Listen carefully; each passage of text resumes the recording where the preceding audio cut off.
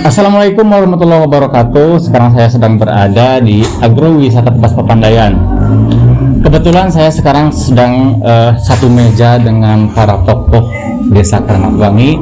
Ada Pak Lurah. Terima kasih Pak, selamat sore. Sore. Terima kasih atas waktunya, Bapak sudah menyempatkan untuk ngobrol-ngobrol bersama saya di sini. Dan di sini juga ada Pak Opi dan ada Pak Eko. Makasih Pak ya waktunya Pak. Nah, hari ini Pak banyak orang berkumpul di Agrowisata Tebas Papandayan ini. Ini sebenarnya dalam rangka apa Pak? Nah, ini banyak mereka ya, karena ini dari berbagai macam kalangan Ya, di masyarakat, dari grup pencak silat. ya, Tadi pagi dari kelompok ibu-ibu senam, ya, para remaja-remaja, anak muda dan sebagainya. Jadi kebanyakan mereka itu mungkin mau menghadapi bulan suci Ramadan, Ya. sekalian kuramasan, sekalian silaturahmi. Nah, ini ada istilah yang belum saya paham. Ini kuramasan itu semacam istilah tahunan untuk menyambut Ramadan atau seperti apa Pak?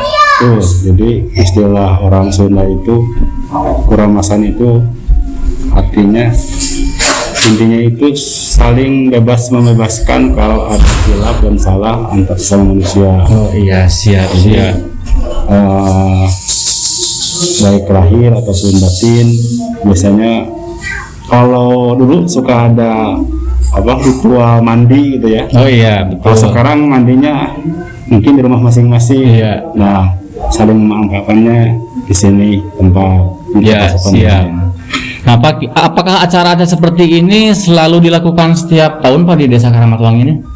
Udah turun temurun ya. Sudah turun-temurun. Jadi setiap menjelang bulan suci Ramadan,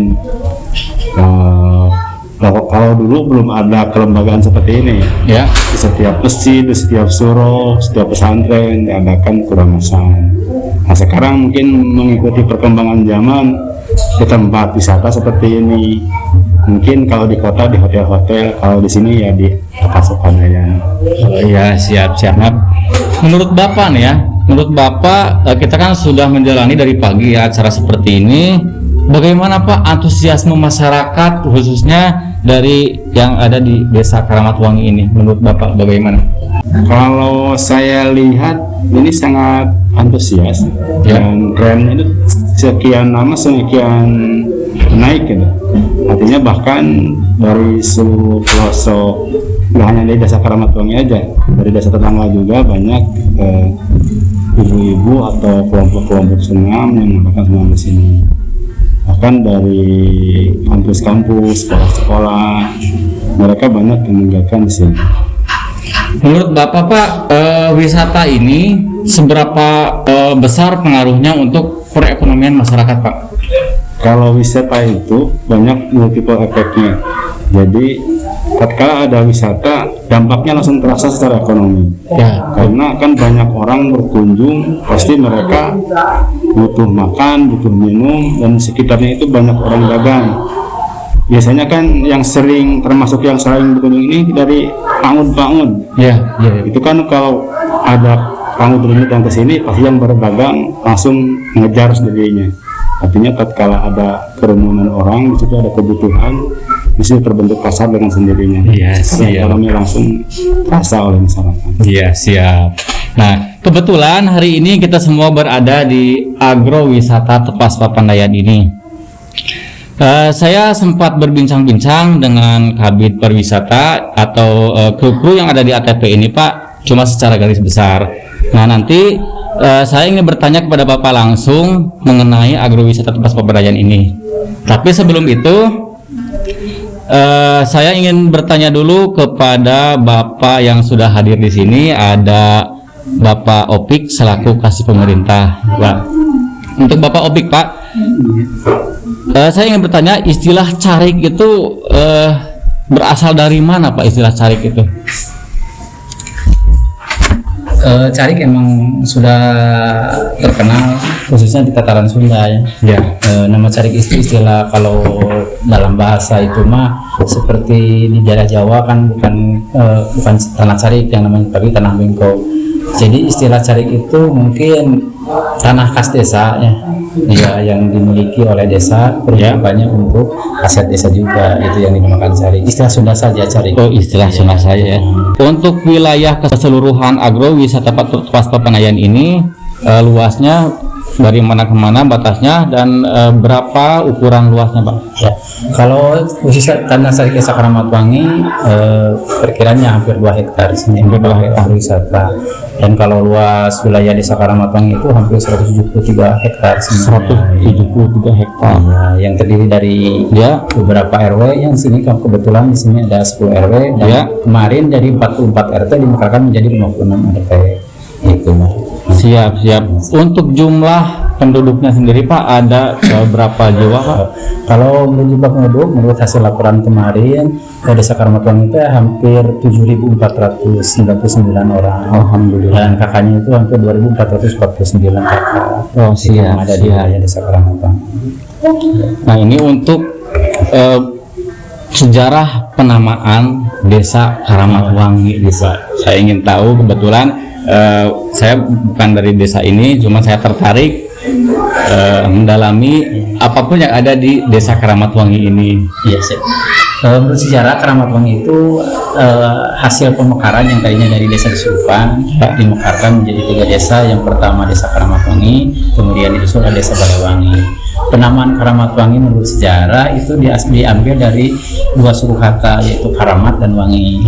Kebetulan Karamat diambil kata, kebetulan Desa Karamatwangi itu ada khusus pemakaman karamat, makanya orang menyebutkan udah aja Karamat. Wanginya diambil itu dari hasil, kebetulan pas pembentukan Desa Karamatwangi itu hari ulang tahun Siliwangi. Jadi Wangi itu diambil dari hari ulang tahun Siliwangi itu. Mungkin kalau seluruhnya Karamat, kemudian Karamat itu sesuatu karamat yang harum namanya, itulah mungkin. Siap. Sejarah itu karamat. Nah, di sini juga sudah hadir Bapak Eko ya, Bapak Eko dari Babinsa, apa ya? Selamat sore, Pak. Selamat sore. Gimana, Pak, situasi kondusif, Pak? Alhamdulillah untuk saat ini, sampai dengan saat ini saya perhatikan masih aman terkendali di Desa Karamatwangi. Tidak ada hal-hal menonjol yang terlihat parah atau seperti apa gitu. Untuk keluhannya sendiri, Pak, apakah sepanjang tahun ini ada keluhan dari masyarakat mengenai keamanan, Pak? Untuk sampai saat ini tidak ada laporan dari masyarakat keluhan-keluhan seperti apapun. Cuman memang kalau misalnya ada hal-hal permasalahan kecil itu memang masih bisa diatasi oleh RT atau RW, jadi tidak sempat mencuat ke atas. Dan alhamdulillah juga untuk permasalahan kecil ini tidak sampai ke jalur hukum, dengan secara kekeluargaan sudah selesai. Lalu bagaimana persiapan Bapak bersama rekan-rekan untuk menjaga Desa Karamatwangi ini tetap kondusif, Pak? Mungkin yang saya rencanakan dengan rekan-rekan untuk pelaksanaan ronda malam tetap dilaksanakan, yang menurutnya kurang lebih ada 10 pos ronda. Dan saya pun sekalian melihat di lapangan, terkadang saya pun malam berpatroli menemui pos-pos ronda, bila mana ada yang kosong saya tegur. Dan saya juga bukan terkadang tapi sering juga menyampaikan upaya bukan cuma ronda, tapi menjaga keamanan itu harus masing-masing juga. Jangan mengandalkan hanya ronda. Seperti motor yang sering disimpan di luar rumah, itu saya sering sampaikan, maling tidak melihat situasi yang aman, tapi situasi yang lengah. Kalau sudah biasa aman, begitu apes nangis.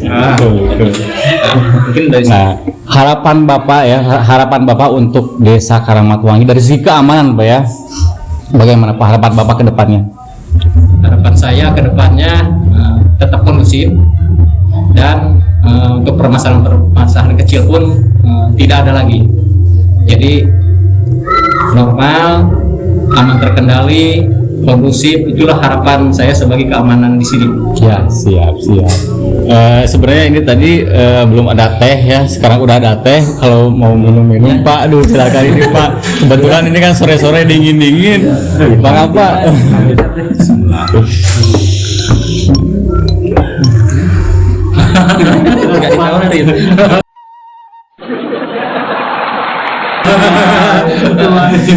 Oke, kita kembali ke topik yang tadi kita kesampingkan dulu sebentar tadi mengenai agrowisata Tepas Papandayan ini, Pak.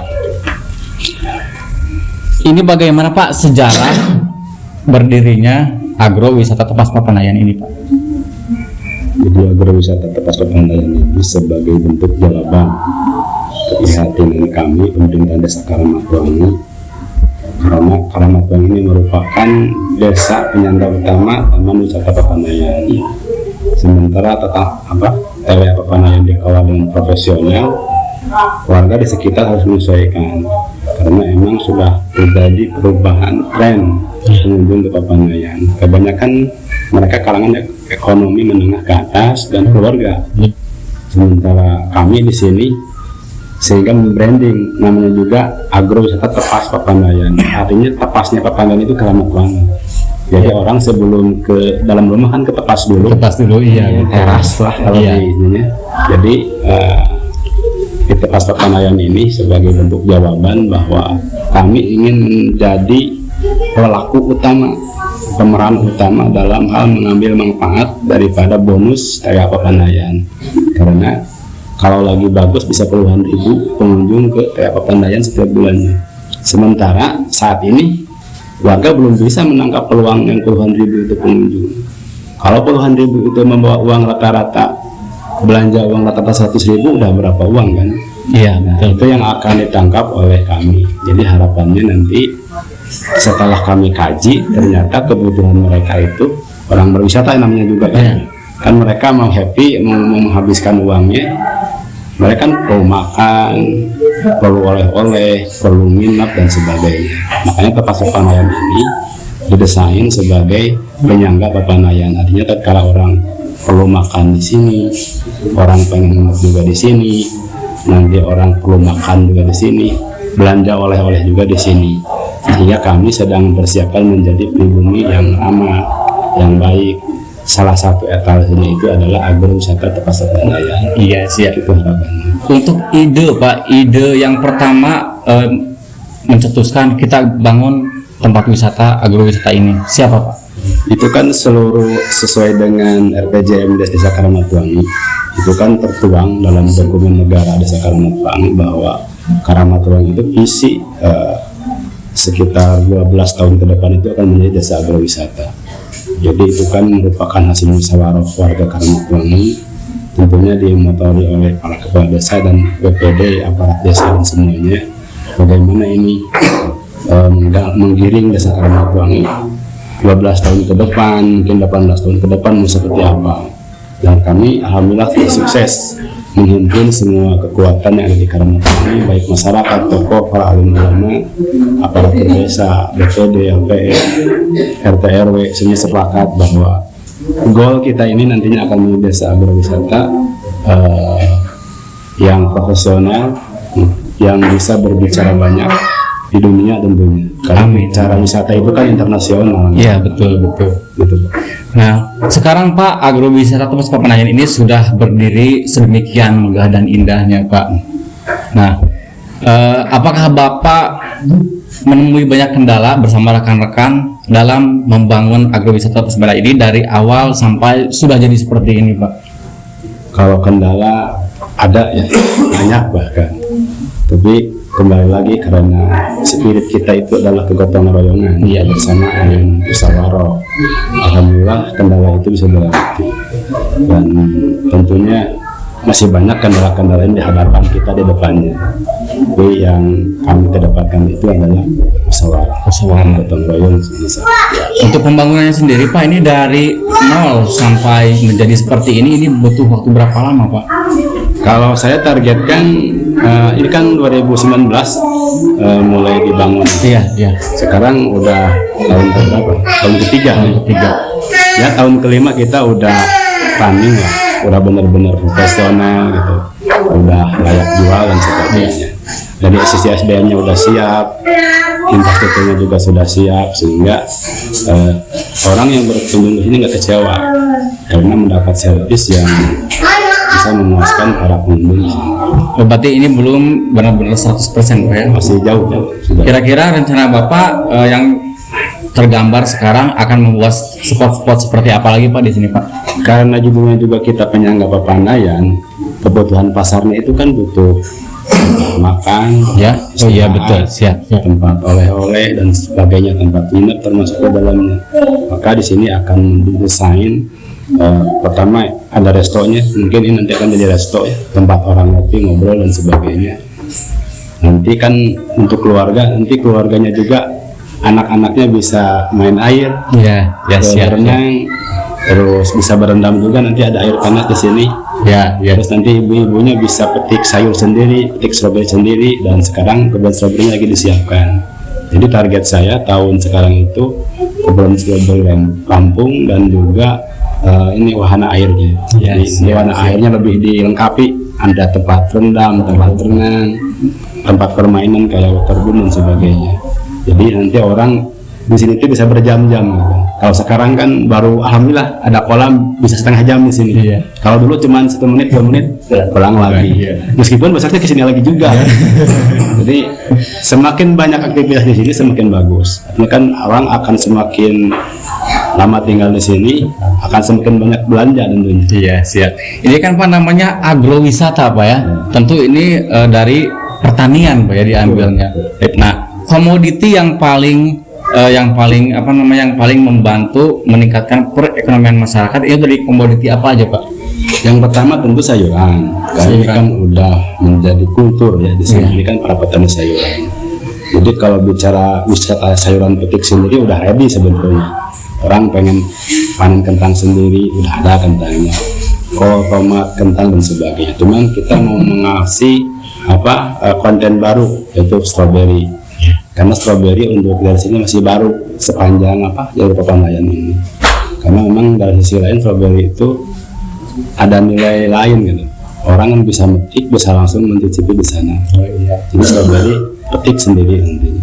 Nah, untuk ya saya lihat Pak di bawah teras itu ada bibit kopi Pak. Itu salah satu komoditi yang diangkat juga di sini. Dan yang paling menarik itu adalah namanya tuh kopi kuning Pak. Biji kuning. Iya, biji kuning ya kalau dalam bahasa Indonesia. Perbedaannya Pak dengan kopi biasa itu Pak, apakah memang matangnya itu warnanya kuning atau rasanya beda? Bagaimana itu Pak? Kalau dari sisi ras kan kopi itu ada 3 ya. Ya. Ada kopi arabica, kopi robusta, Ya, dan kopi betul. liberica. Ya. Kalau kopi Kalau kopi biji kuning itu sebenarnya rasnya Arabica.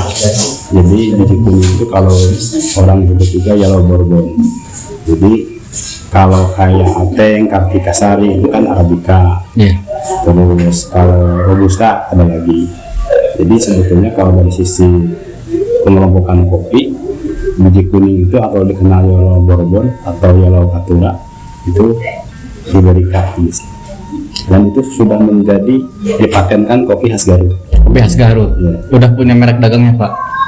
Enggak. Jadi kalau bicara biji kuning di Indonesia asli Garut ya. Asli Garut. Dipatenkan kemarin pas Gubernur Pak Ahmad Heriawan itu udah dipatenkan dari biji kuning itu asli Garut. Asli Garut. Kayak domba. Iya, Garut. siap, Pak Garut Pak ya.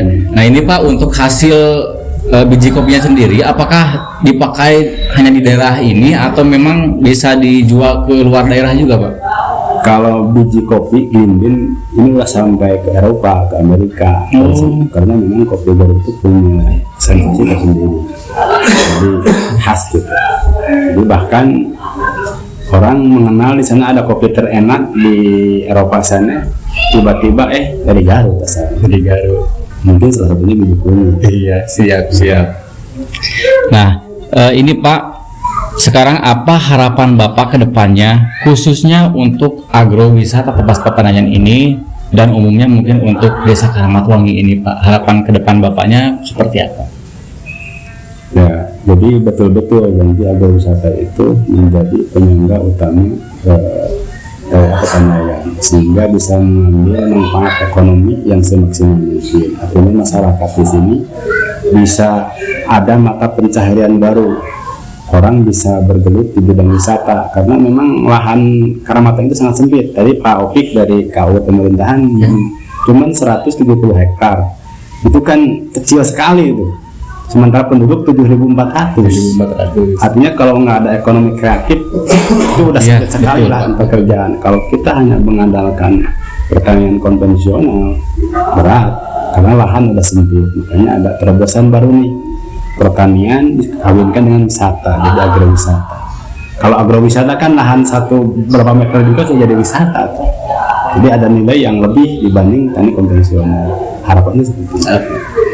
Untuk Desa Karamatwangi Pak, Desa Karamatwangi itu sudah terkenal Pak dan mempunyai beberapa prestasi Pak ya. Saya ingin mendengar langsung dari Bapak nih, apa pencapaian yang telah dicapai Desa Karamatwangi sejauh ini Pak? Ya sebetulnya nggak bagus-bagus amat ya, proses. Cuman ada beberapa prestasi. Kemarin kita 2022 sekarang sebagai peserta perumus musrembang terbaik kecamatan, juara lomba BBGLN tingkat Kabupaten Garut, yang mudah-mudahan nanti bisa juara di provinsi dan nasional. Amin, amin ya Allah, amin. Untuk Bapak Eko nih Pak, ini saya bertanya sebagai pengunjung di Pak kesini, bagaimana menurut Bapak tentang agrowisata Tepas Pambayan ini Pak? Kalau saya perhatikan, Tepas agrowisata ini memang pas sekali untuk menopang Gunung Papandayan. Jadi bila mana ada pengunjung yang mau ke arah Papandayan, itu bisa mampir dulu ke Desa Karamatwangi dan memutar perekonomian untuk warga masyarakat Desa Karamatwangi sendiri. Dan juga saya lihat agrowisata ini memiliki potensi ke depannya, prospek yang bagus, sangat-sangat bagus. Ya, terima kasih Pak. Ini sebenarnya saya agak kaku nih ya, karena saya satu meja dengan orang-orang hebat yang ada di Desa Karamatwangi. Jadi mohon maaf kalau kata-katanya masih terbata Pak. Aduh, soalnya dari tadi sebenarnya saya tuh kalau ini mah pengen pingsan Pak, saking groginya gitu Pak. Tapi alhamdulillah dengan keterbukaan dari Bapak Lurah bersama kru yang ada di sini, alhamdulillah. Jadi saya juga Pak sekalian izin, saya ingin mendokumentasikan Pak setiap kegiatan yang ada di agrowisata Tepas Pambayan ini Pak. Dan saya juga mendukung sebisa saya mungkin lewat media sosial.